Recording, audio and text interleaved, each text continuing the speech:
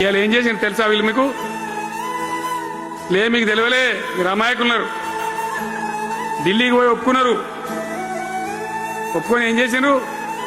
అయ్యా బాంచని మీటర్లు పెడతాము, మాకు ఆ పైసలు అయింది, కేసీఆర్ వద్దన్నారు కదా మేము తీసుకుంటాం అని ఆ డబ్బు తీసుకొని వీళ్ళే ఈ గవర్నమెంట్ పోయి సంతకం పెట్టి ఇప్పుడు మొదలైతే ఇప్పుడు వస్తాయి మీటర్లు. ఎదుర్కొందామా? మీటర్ల ఎదురుపాటును యుద్ధం చేద్దామా? కొట్లాడదామా? ఏమన్నా మనం నాకు అర్థం కాదు. రైతులు మంచిగా ఉండాలి, వ్యవసాయం మంచిగా ఉండాలి, పల్లెలు బాగుండాలి, వృత్తి పనులు బాగుండాలి.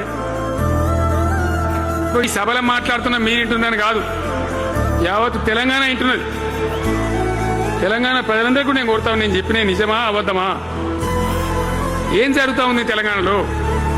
ఈ సందర్భంలో ఖచ్చితంగా ప్రజల మంచిని కోరే ప్రతి వాళ్ళు ఒకటి కావాల్సిందే, మళ్ళా తెలంగాణ పునర్నిర్మాణ యజ్ఞం మళ్ళా ప్రారంభం కావాల్సిందే. దాన్ని ఎవడు ఆపలేడు.